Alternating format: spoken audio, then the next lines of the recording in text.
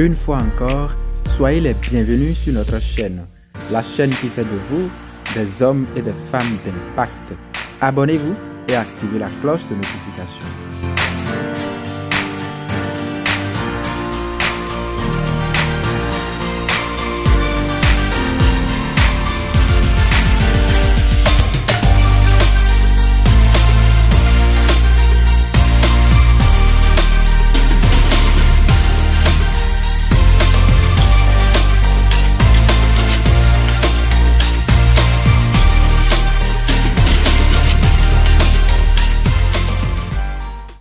Je considère les idées comme l'ensemble des fruits de la pensée humaine qui stimulent l'action.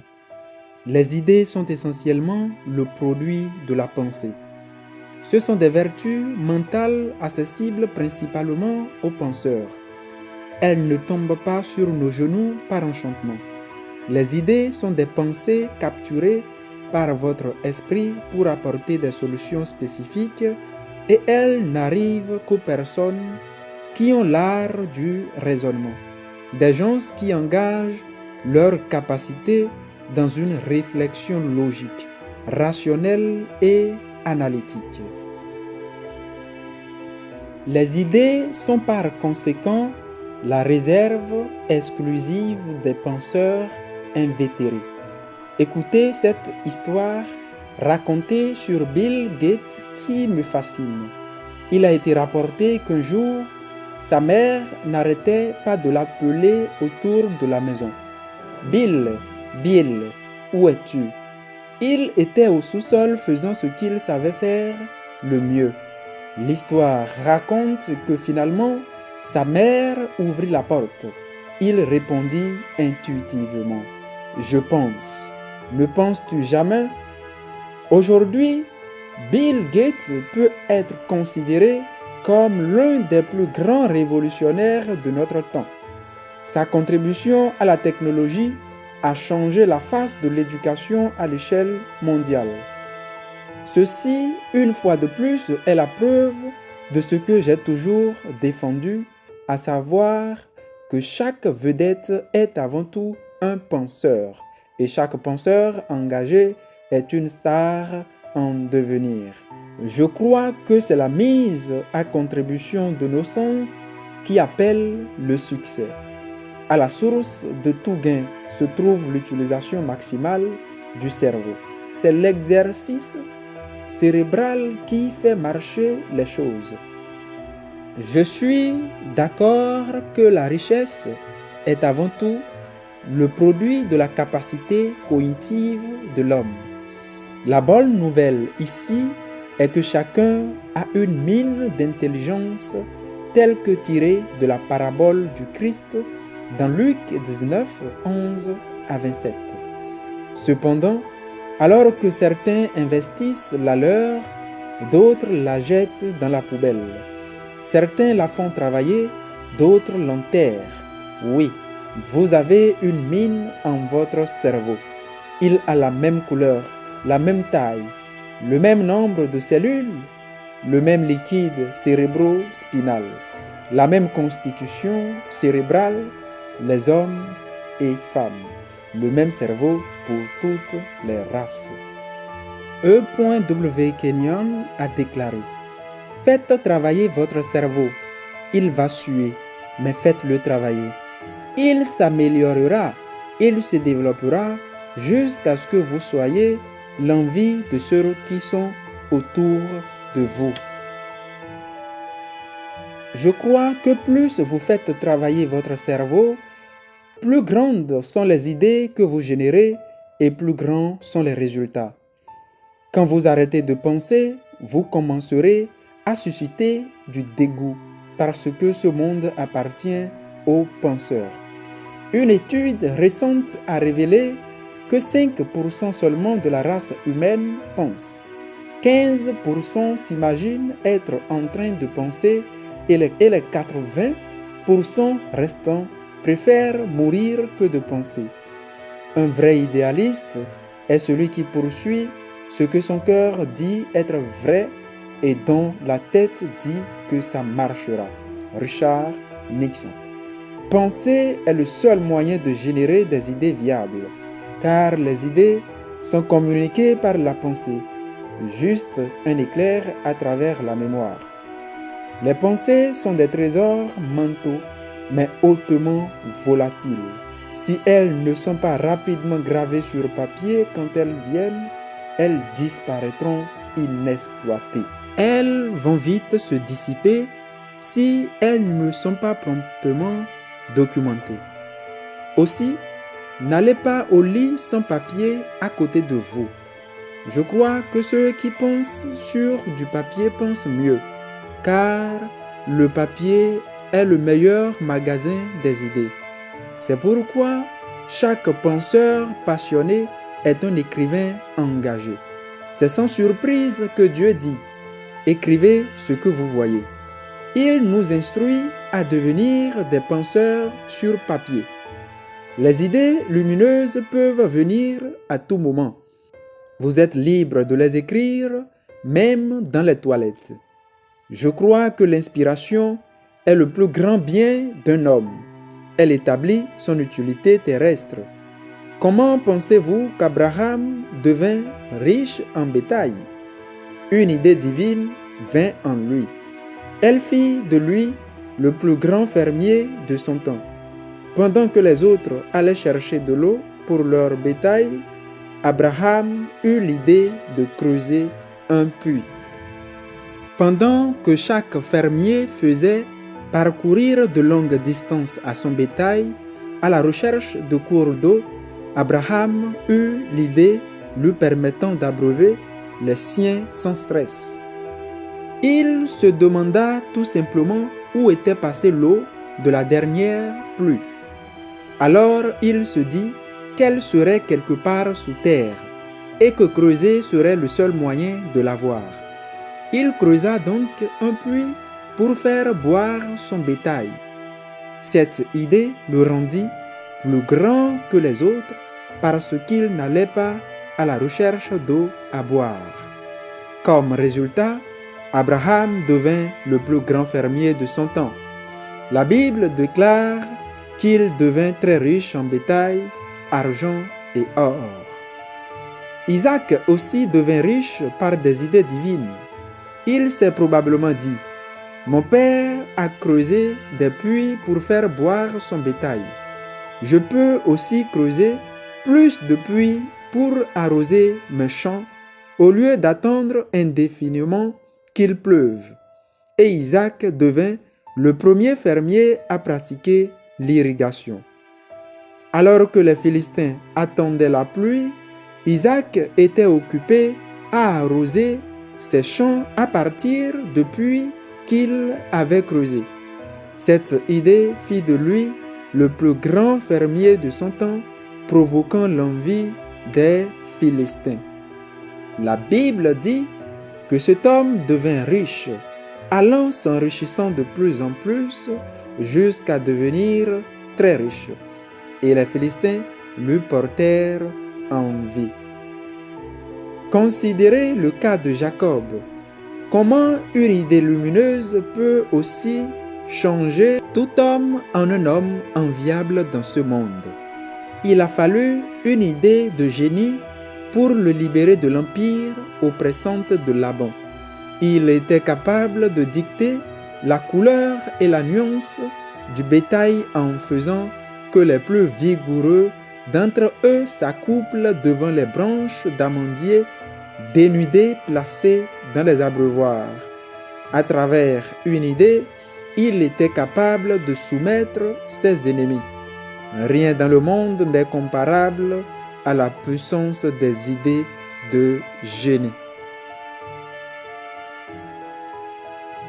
Comment accéder à une idée lumineuse?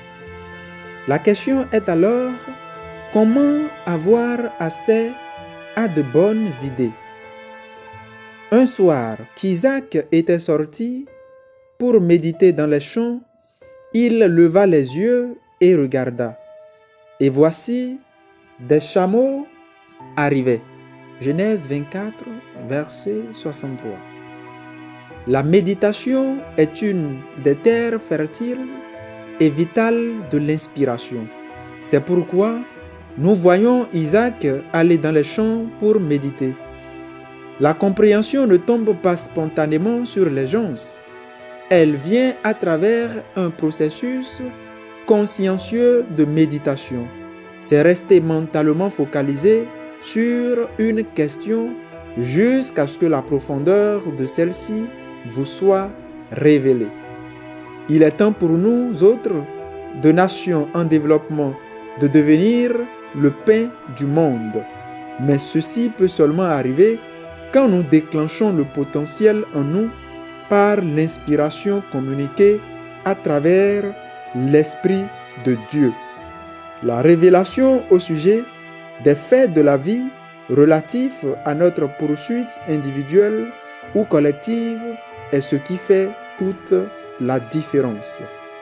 Il est temps de changer notre orientation puisque c'est la seule façon d'améliorer la beauté de notre destination.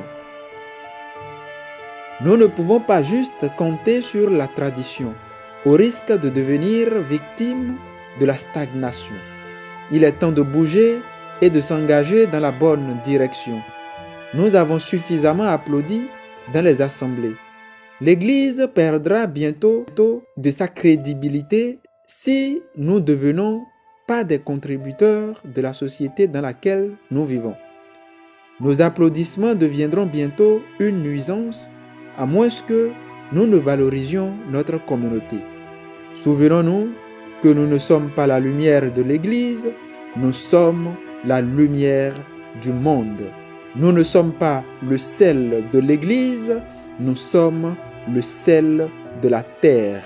Nous avons pour mission de repartir dans ce monde avec des idées de génie. Investissez du temps. Le temps est la principale matière première dans l'industrie des idées. Les idées ne se réalisent que pour ceux qui en ont le temps. Si vous ne prenez pas assez de temps pour réfléchir, votre réveil n'est même pas en vue. Jésus, pendant son séjour sur terre, alla au sommet d'une montagne et s'y assit tout simplement. Il ne priait pas, il réfléchissait. Matthieu 15, 29. Si vous n'avez pas de temps pour raisonner, alors le changement n'est pas encore pour vous, puisque le temps c'est justement là où il commence. Les bonnes idées sont les produits du raisonnement, avec une valeur ajoutée évidente. Le temps, par contre, est d'une valeur élevée, sinon extrême, à l'école de la pensée. L'isolement est nécessaire pour une bonne illumination. Après s'être isolé, un sage commença à chercher la solution pour sortir de son lieu de réclusion. Il devrait avoir un moyen pour sortir d'ici, se dit-il. À chacun de nous sont allouées 24 heures par jour. C'est une égalité pour tous par rapport au temps. Peu importe que vous soyez occupé ou pas, vous n'avez pas plus de 24 heures par jour, qui que vous soyez. Personne n'a plus de temps qu'une autre. La seule différence, c'est que pendant que certains perdent leur temps, d'autres l'investissent. Vous ne connaissez pas de véritable investissement tant que vous n'apprenez pas l'investissement du temps. Plus de temps vous passez à réfléchir, plus claires sont les visions sur votre avenir et plus grands seront les résultats que vous obtiendrez. Les téléphones portables que vous avez sont la plupart du temps défavorables, je dirais même contre vous. Lorsqu'une idée lumineuse arrive, il sonne. Au moment où vous terminez votre conversation, l'idée a disparu. Le temps est un bien inestimable.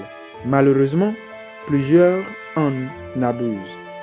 L'Orient n'a pas plus de temps que l'Occident. Il en est de même du Sud et du Nord. Mais l'un est plus sage dans l'investissement de son temps que l'autre.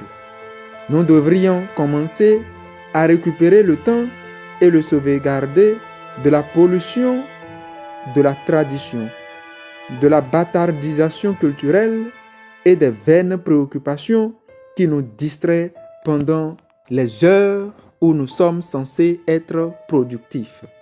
C'est la seule voie pour continuer à évoluer. Lorsque vous sortez pour 8 heures de travail, vous devez être effectivement productif pendant 6 heures au moins. Alors cessez de gaspiller votre temps. Investissez-le. Chaque investisseur dans cette matière première finit comme grand inventeur. Le sommet est ouvert à tous, mais vous devez y parvenir par vos propres moyens. Et si vous voulez avoir une part dans cette flopée d'idées novatrices, mettez le temps à contribution. Asseyez-vous un moment et calculez les options. Mettez en place un canevas à suivre pour atteindre votre destination. Organisez la voie à suivre pour arriver à votre destination. Programmez vos résultats. Réorganisez vos heures au bureau, dans vos activités, en y incorporant un temps pour la réflexion, la méditation. Appelez-le emploi du temps ou autrement, mais faites-le. Les têtes pensantes inventent des biens qui amènent l'évolution. Ceci dit, chaque fois que vous êtes engagé dans la réflexion, vous êtes en train d'élaborer la programmation de votre épanouissement personnel. Par exemple, auparavant, le seul moyen d'avoir du soda était d'aller à la source, chez le producteur de cette boisson. Puis, quelqu'un arriva avec une idée lumineuse, l'embouteillage. Il permit à Coca-Cola d'exploiter cette idée à condition de lui donner une part dans la vente de chaque bouteille. Ce petit pourcentage fit de lui un millionnaire. De même, l'ascenseur de l'hôtel El Cortez à San Diego ne pouvait plus supporter le trafic humain. Des experts, ingénieurs et autres architectes furent appelés. Conclusion, ils mettraient un autre ascenseur à partir du sous-sol. Le plan était établi. Pendant que les architectes et les ingénieurs discutaient, le concierge les entendit et dit « Savez-vous ce que je ferais si j'étais vous ?» Et l'architecte de répondre « Quoi ?» « J'installerai un ascenseur à l'extérieur, répondit-il, et ce fut le premier dans l'histoire de l'architecture. Nous pouvons et devons être des instruments entre les mains de Dieu pour améliorer le sort des Noirs, car Dieu ne fait pas de favoritisme, mais qu'en toute nation, celui qui le craint arrivera là où il conduit ceux qui lui sont agréables.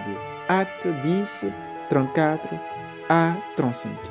Bienvenue dans votre saison d'idées de génie.